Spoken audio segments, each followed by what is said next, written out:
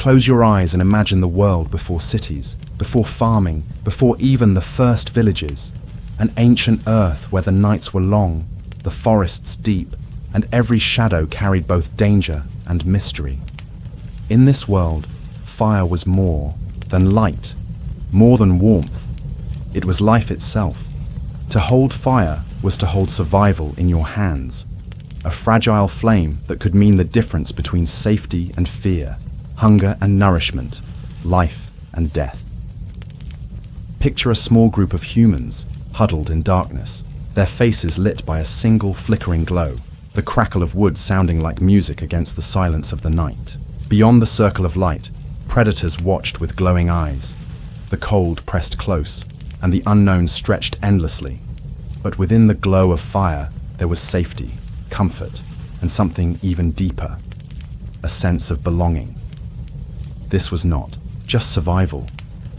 This was the beginning of a bond, a rhythm of gathering, a place where stories, songs, and dreams could live.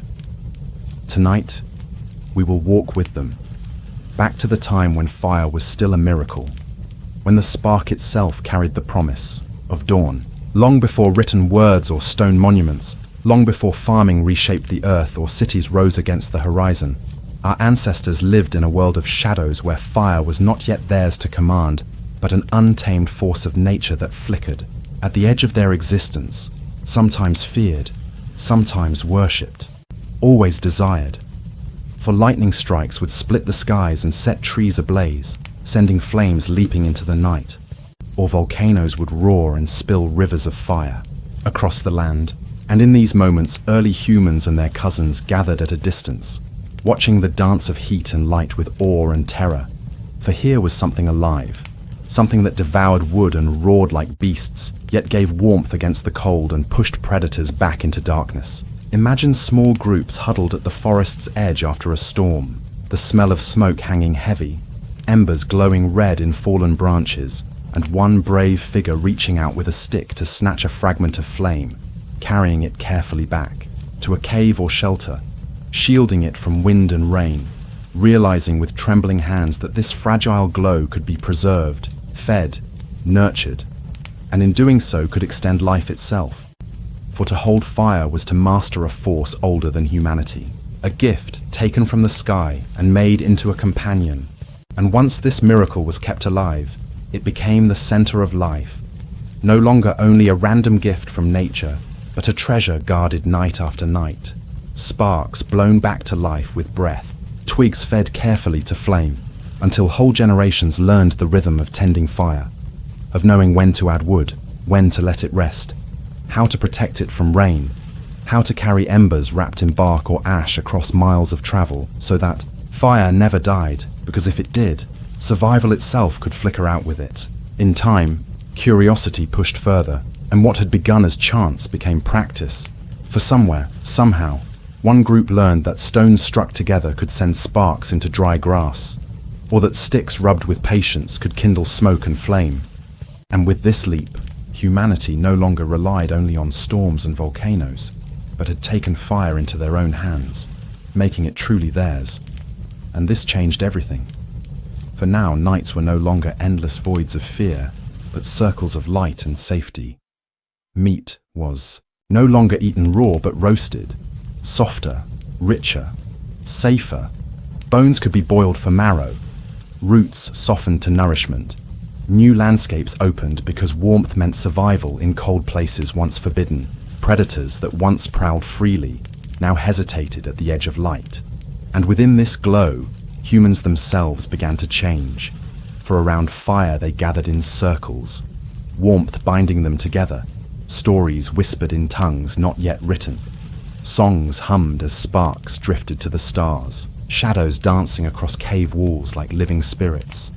And in these gatherings, memory stretched longer, imagination grew deeper, and the human journey took on a new rhythm, no longer only a struggle for survival, but a life with moments of reflection, comfort and community.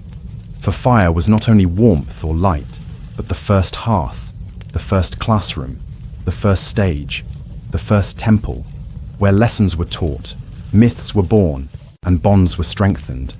A miracle, that turned wilderness into home, and in this way, the discovery of fire stands as one of the great turning points of our species. Not a single moment, but a slow, patient dance of chance, courage, and curiosity, unfolding over countless generations until the flame was no longer a gift borrowed from the sky, but a companion carried within humanity itself, as inseparable from the human journey as breath, as memory, as hope. Once fire became more than a fleeting gift from the skies. Once it could be kept, carried, and kindled at will, it began to weave itself into every thread of daily existence, reshaping the rhythm of survival in ways that reached far beyond the practical, because to control fire was to create a center around which life could orbit, a circle of light and warmth that redefined what it meant to be human. Imagine a prehistoric family huddled close to the crackling glow, meat sizzling on a stick, the smell rich and heavy in the air, the once tough and sinewy flesh softened by flame, easier to chew, safer to eat, unlocking nutrients that strengthened the body and fueled the brain, giving humans the edge to grow sharper, faster, more enduring than their rivals.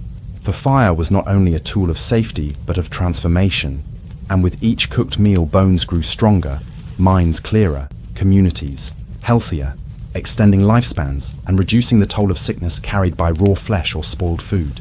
While at the same time, predators that once haunted the night, the saber-toothed cats, the wolves, the bears, now lingered at a distance, their glowing eyes reflecting from the darkness beyond the fire's reach. No longer rulers of the night, but watchers at its edge. For within the circle of flame, humans claimed a space of safety and calm, a boundary drawn not with walls of stone, but with heat and light, a barrier against the vast unknown. And yet fire was more than survival, for in its presence something profound unfolded, something that touched not only the body, but the spirit. Because when the day's hunts were done, and the night stretched long, fire gave the gift of time. Time to rest without fear, to linger awake in warmth, to share stories, songs, laughter, dreams. And it was here, in the firelight, that the roots of culture grew. For the flicker of flames against stone walls inspired imagination.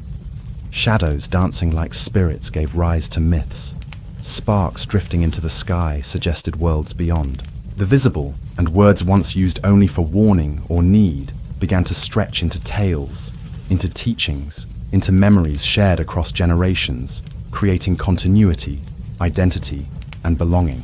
Around fire, children listened, elders remembered, hunters planned, families bonded, and what was once a scattered existence began to take shape as community, as a circle of life bound not only by necessity but by choice, because fire gave warmth, enough to share, and within its glow the idea of us grew stronger than the idea of me.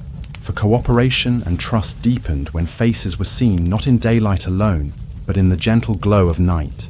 And this deepened unity would ripple outward, fueling migrations, shaping rituals, strengthening bonds that could survive winters, dangers, and the endless unknown, while at the same time fire offered tools of progress. For stone and bone could be hardened in its heat, weapons strengthened, food preserved by smoke, landscapes managed with controlled flames that cleared forests for hunting grounds. And thus, fire was not only the heart of camp, but the first great technology that multiplied human possibility. In the calm circle of its light, humanity became something new. No longer just creatures enduring in darkness, but beings who had carved out a piece of the night for themselves, nourishment and companionship in a flame. And in this way, fire transformed not just daily life, but the very essence of human existence. For it gave us the means to endure, the strength to dream, and the space to begin imagining a future beyond survival. When the crackle of flame first became a companion rather than a stranger, the rhythms of the hunt began to shift in ways that forever altered the balance between predator and prey. For fire was not only warmth for weary hunters or safety in the deep night, but a weapon of light and strategy, a force that could be carried into the wilderness and bent towards survival. And in this new relationship, the hunter's role changed. For where once they stalked quietly through forests and grasslands, armed only with stone and bone, Now they could wield fire to shape the battlefield itself. Picture a band of early humans moving across a savanna at dusk, their torches sputtering orange against the horizon, sparks drifting upward like tiny stars. The herd of animals ahead unsettled by the strange glow, driven into motion by the heat, and crackle. And in this moment, hunters became shepherds of flame, guiding prey with fear rather than chasing with speed. For fire gave them the power to direct movement, to flush animals from thickets, to drive herds into traps, ravines, or toward waiting spears. And this shift turned the hunt from pure endurance into strategy, from desperate pursuit into planned cooperation. For around fire's glow, humans could coordinate, call out, gesture, and strike together, each role guided by the shared light that bound them. But fire's influence did not end with the chase, for in the aftermath of a kill, it changed everything too. Because flesh once eaten raw was now roasted, softened, and enriched, fat sizzling and dripping into the flames, marrow drawn from bone, with greater ease, roots and tubers softened into meals that once were bitter or poisonous. And with every bite, fire gave not only nourishment, but strength, fueling bodies for longer hunts, minds for sharper planning, and communities for deeper endurance. And yet beyond food and tactics, fire also altered the very spirit of the hunt, for the flame became part of ritual, lit before journeys as protection, carried into the chase as a symbol of unity, tended in camps where hunters returned to tell stories of bravery and loss. Their words and gestures illuminated by the glow, their shadows leaping like spirits across cave walls, binding the memory of each hunt to something larger than the act itself. And in this way, fire made the hunt more than survival. It made it ceremony, a rhythm of danger and triumph, of courage and cooperation, of respect for life taken and gratitude for the fire that made it possible to share, to preserve, to remember. And so with fire at their side, humans no longer stood as fragile figures chasing swifter beasts, but as strategists, dreamers, and storytellers, reshaping the wild into a stage upon which they could act with purpose. And in this new power lay the seeds of everything to come, for fire and the hunt together taught humanity not only how to survive, but how to shape the world itself. If fire in the hunt gave humanity the power to shape the wild beyond the reach of their own bodies, then fire in the hearth gave them something even more profound, the power to shape the space within, the place where survival softened into belonging, where the restless motion of wandering feet found, if only for a night, a circle of warmth that turned strangers into kin, and the cold expanse of wilderness into home. For the hearth was not merely a blaze of light, but a gathering place, a center that defined the very idea of family and community. Picture a circle of stones arranged carefully by human hands. Within them, a glowing core of embers, smoke rising slowly into the night, and around that glow, figures seated close, their bodies leaning toward the heat, their voices low, their movements softened by safety. And in that closeness, the first seeds of something greater than survival began to grow. For where once each life might have been carried alone against the harshness of the world, fire created a shared rhythm, a reason to gather, a reason to stay near. And in staying near, bonds deepened, laughter sparked, sorrow was shared, and memory was preserved, not only of where the herds had moved or where the rains had fallen, but of who had lived and who had gone, who had fought and who had fallen, who was remembered in story and song. The hearth became the place where food was divided, each portion handed not by the whim of the strong, but by the necessity of the group. For fire burned bright enough for all to see that survival depended on fairness. And so in the sharing of roasted meat, in the passing of marrow, in the portioning of roots softened by flame, there was born an ethic, a sense that community was stronger than any one hand, and that to eat together was to promise that tomorrow too would be faced together.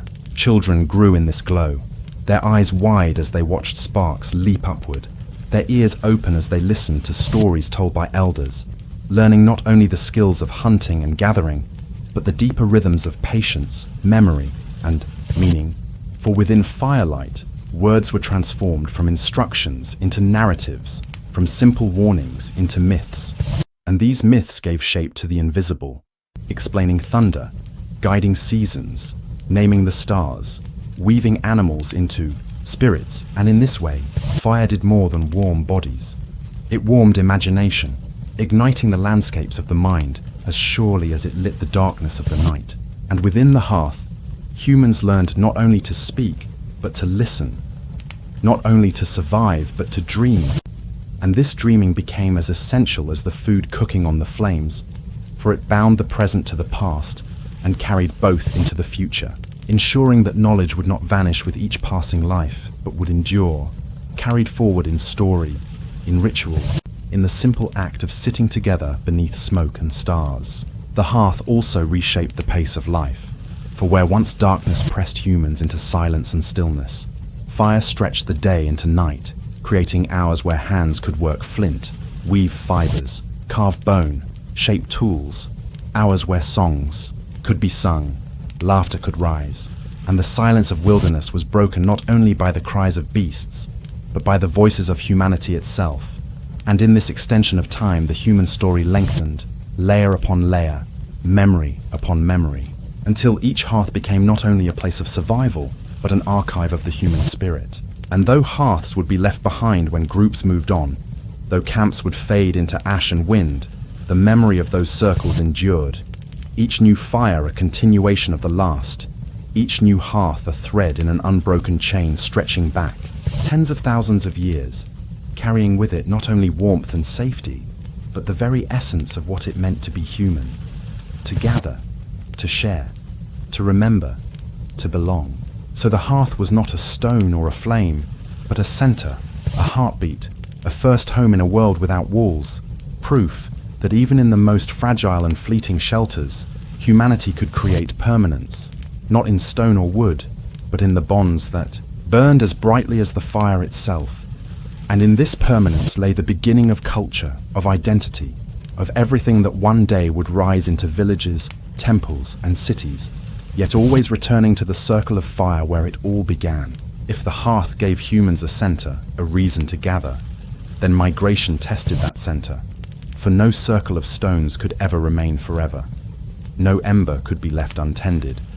And in the long rhythm of movement that defined the human story, fire became not only warmth and light, but the very heartbeat of the journey, carried from place to place like a living spirit that had to be protected, fed, and never allowed to die.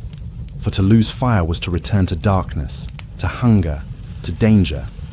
And so across valleys and deserts, forests and tundras, humanity became not only wanderers, but guardians of flame, their paths marked not just by footsteps, but by the steady glow of embers wrapped in bark, carried in shells, or cradled in vessels of clay and stone, passed from hand to hand like a treasure beyond measure. And in this ritual of carrying fire, there was also a carrying of memory, for each spark was not only a blaze in the present, but the descendant of flames tended by parents, grandparents, ancestors, stretching back beyond memory itself, an unbroken chain of light that reached into the deepest past. Imagine a small band crossing a barren steppe where wind tore across the land with biting cold, their bodies wrapped in hides, their feet pressed deep into snow, and at the very center of the group, shielded from gusts, a single ember glowing, faintly, inside a container of carved bone lined with ash, its faint warmth preserved by patience and care, its glow more precious than food, more vital than tools, for without it, there could be no fire to greet the night. Each step, no light became a symbol of endurance, away, carried with warmth to dry frozen clothes so soften tough roots that they would break lesser creatures. Fire gave migration rhythm. For each evening, the group stopped to rest. Wood, or dung, or dried, grasses were gathered. The ember placed within, and soon flames rose, restoring warmth to weary limbs, turning wilderness into home once more. And so the migration did not feel like exile, but like continuation. The hearth rebuilt night after night, its presence tying the endless road into a single thread of belonging. Through deserts the flames softened nights that would have frozen bone. Through forests it drove away the creatures whose eyes glowed beyond the shadows. Through mountains it gave comfort when storms swept across peaks. And in each new land, the Fire adapted just as humans did, fed by new kinds of wood, new resins, new fuels gathered from strange landscapes. A quiet reminder that though the earth changed beneath their feet, the flame was always the same, always theirs. And so, migration was not only physical, but spiritual. For to carry fire was to carry identity, to carry the essence of humanity itself. A reminder that no matter how far they walked, they were never only wanderers, but torchbearers, inheritors of something greater than themselves. In this way, fire became the bridge between continents, crossing with them into new worlds, glowing at camps beside unfamiliar rivers, rising into sparks that drifted upward towards stars whose constellations shifted as they moved. And perhaps it was in those sparks that they felt the same restlessness that had always driven them, the same pull to keep walking, to keep seeking, to keep chasing horizons no matter how far they stretched. For fire did more than make migration possible.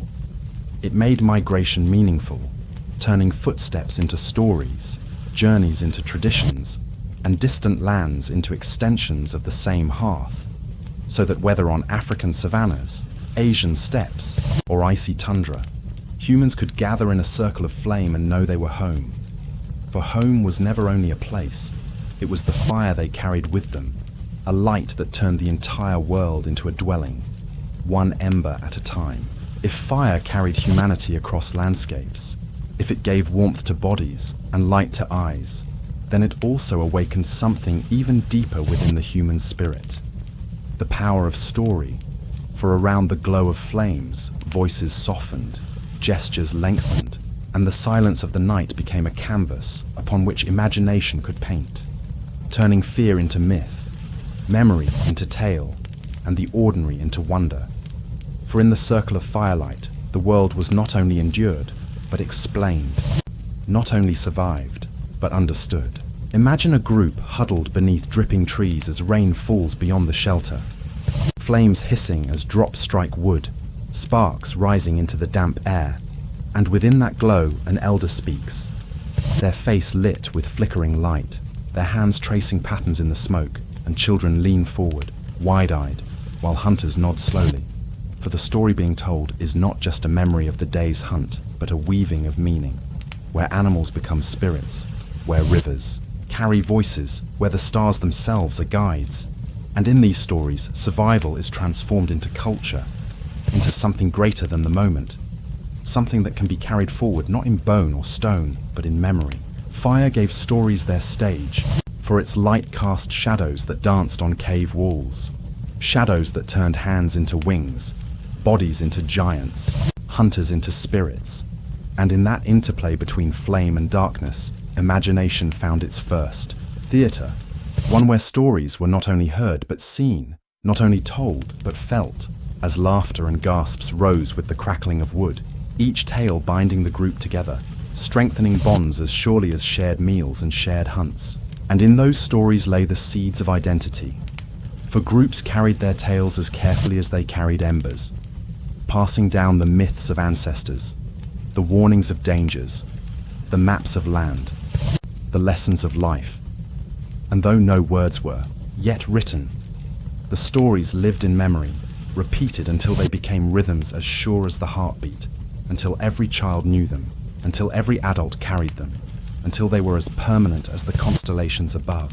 Around the fire, knowledge could be stretched across generations, survival lessons wrapped in drama, hunting strategies turned into sagas, the memory of migration transformed into legend. And so the past was never lost, for the flame preserved. It in voices, in echoes, in rituals of storytelling repeated night after night, season after season. And yet fire also gave room for dreams, for not every story was a memory. Some were pure imagination, born from the sparks that leapt upward, from the shadows that twisted into strange shapes, from the silence between words. And these dreams gave rise to the first myths of creation, of spirits, of ancestors, of gods, each one a reflection of the same flame that glowed at the center, mysterious, powerful, alive. In this way, fire became more than a tool. It became a partner in storytelling, its flicker shaping tone, its warmth drawing listeners near, its endurance turning moments into hours of gathering. And in this transformation, humanity became not only hunters or wanderers, but dreamers, poets, myth-makers, shaping the unseen as carefully as they shaped stone and bone. And so every night when firelight rose, when sparks joined the stars above, the human story lengthened, braided tighter with meaning, with memory, with imagination, until the species that once moved silently through savannas and forests now carried not only tools and embers, but entire worlds of myth and story, each flame a library, each gathering a rehearsal for the civilizations to come, proving that survival was never only about food and shelter, but also about meaning, about connection, about the stories told in the glow of fire that reminded humanity not only who they were, but who they might yet become. If fire gave us warmth, safety, and stories, it also unlocked the hidden world of transformation.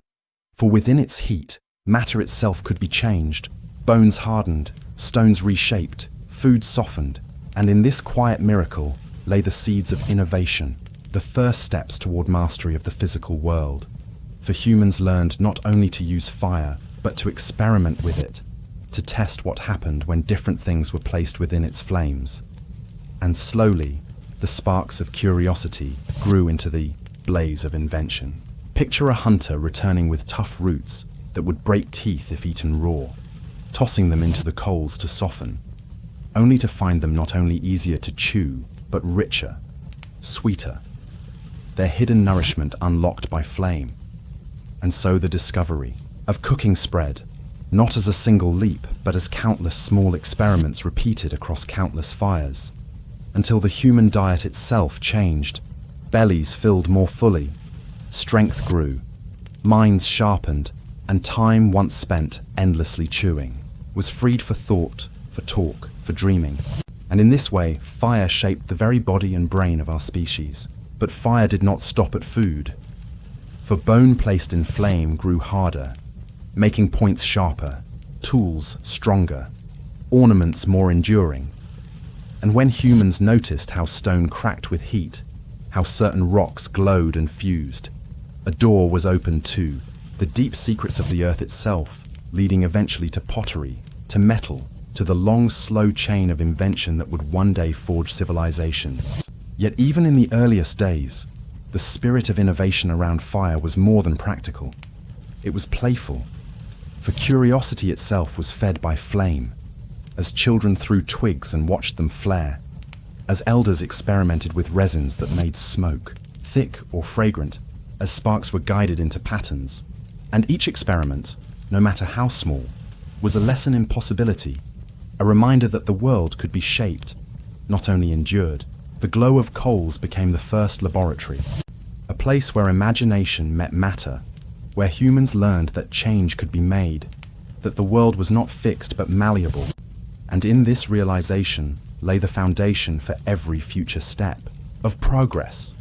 For once the species knew that flame could change food, bone, and stone, it was only a matter of time before they sought to change everything else. Still, this innovation was not rushed, for life in those early times was measured by patience, by cycles of seasons, by the slow rhythm of survival. And so each new discovery felt both miraculous and natural, folded gently into daily life, until, soon, no group could be imagined without its cooking fires, its hardened tools, its experiments with flame. And the act of innovation itself became part of identity, part of what it meant to be human.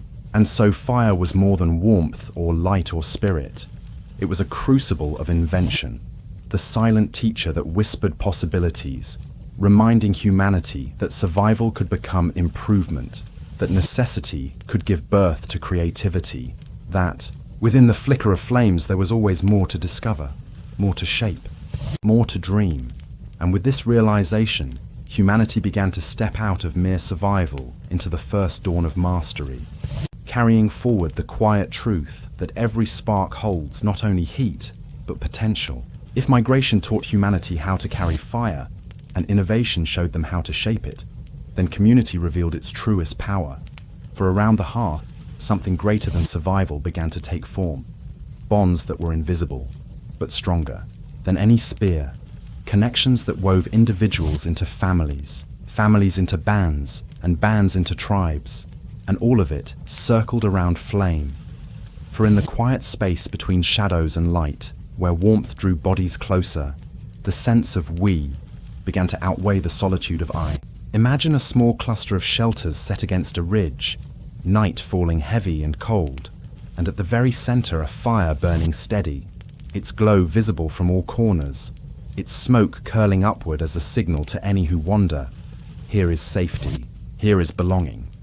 And one by one people gather, hunters placing down their spears, gatherers bringing baskets of roots and berries, children tumbling near the edge of warmth, elders sitting close with eyes half closed, their wrinkles lit gold by flame, and in that circle the world feels whole, not as scattered pieces of survival, but as one beating heart.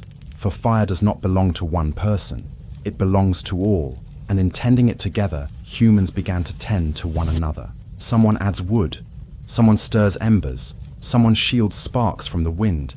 And in these small acts lies the rhythm of cooperation, a rhythm that grows beyond the fire itself, shaping how food is shared, how shelter is built, how dangers are faced. For once, fire taught humans that survival depends on more than individual strength.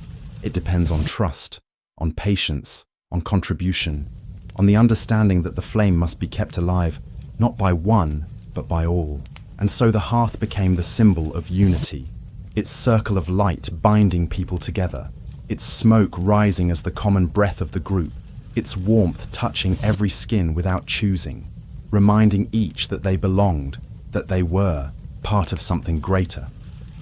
Around fire disputes softened as eyes avoided direct confrontation in the flicker, as voices lowered to match the steady crackle, and laughter often returned more quickly than anger, soothed by warmth and story, by the unspoken truth that community mattered more than division. Around fire love took shape, pairs whispering in the shadows, bonds forming in the gentle glow, and the beginnings of kinship. Systems and family ties found reinforcement in that circle where faces glowed familiar, night after night.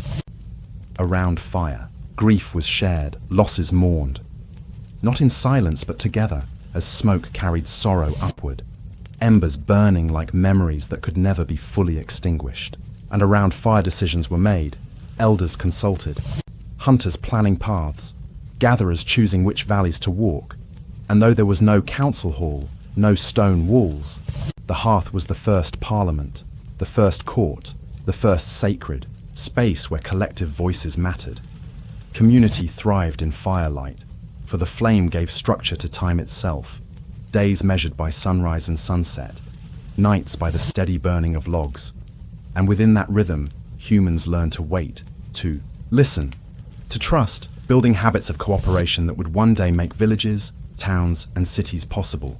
And yet this was not only practical but spiritual, for the hearth felt alive, its glow pulsing like a living heart, its sparks leaping like playful spirits, its smoke drifting like thoughts into the sky. And so it was not only community with each other that fire built, but also community with the unseen. The ancestors remembered in flame, the spirits imagined in smoke, the gods glimpsed in sparks, and this dual sense of belonging, to each other and to something larger, gave humans a grounding, a center, a meaning that stretched beyond the limits of flesh and hunger. The community born in fire was not perfect, for disputes still flared, jealousy still burned, fear still haunted. Yet the hearth reminded all that they were safer together than apart, stronger in unity than in solitude. And slowly, across countless nights and countless circles, this truth took root in the human soul, shaping the destiny of the species, so that no matter how far they traveled, no matter what lands they claimed, they would always seek one another out, always build circles of light in the darkness, always gather around flames to remind themselves that life was not only endured alone, but shared together. That warmth was not only of the body, but of the heart, and that community was not an invention, but a discovery. First revealed in the flicker of fire, where the face of a stranger became kin, and the silence of night became the beginning of belonging. If fire first gathered us in caves and circles, if it gave us food, stories, and community, then in time, it carried us across the final threshold, guiding humanity from the wilderness into the beginnings of civilization. For flame was never only survival. It was the quiet architect of culture, reshaping landscapes, reshaping minds, reshaping destiny itself. Imagine the moment when fire was no longer just carried from place to place but deliberately kindled. Sparks coaxed from stone, embers born from friction. And with this mastery, the relationship changed. For fire was no longer fragile treasure, but chosen companion, ready whenever needed. And this control gave humans not only confidence but power. The power to burn forests and clear land. The power to bake clay and harden vessels. The power to smelt metal and bend earth to will. And though these achievements unfolded slowly across generations, their roots were always in that first circle of flame, where someone saw not only warmth but possibility. In time, fire turned into a tool of shaping landscapes. Grasslands burned to drive animals or renew growth. Forests cleared to open paths. And with every flame set deliberately, humanity began to rewrite the very fabric of nature, no longer merely subject to the wild but shapers of it.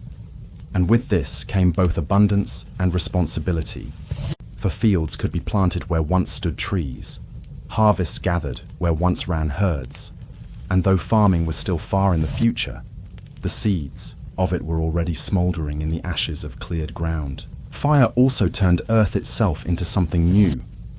Clay hardened into pottery, vessels strong enough to carry water and grain, to preserve food for days beyond harvest, to store seeds that would one day grow into surplus. And with these vessels came permanence, a sense that life could stretch beyond the moment, that tomorrow could be prepared for, that continuity itself could be shaped by human hands. And as innovation continued, metals were coaxed from stone, copper glinting in firelight, bronze forged in the union of elements, each discovery reshaping not only tools, but society. For with stronger blades and sharper weapons came new forms of power, new hierarchies, new balances between cooperation and control. Yet even as fire birthed these monumental shifts, its role remained both humble and sacred. For the hearth in every dwelling was still the center, the flame still the symbol of life.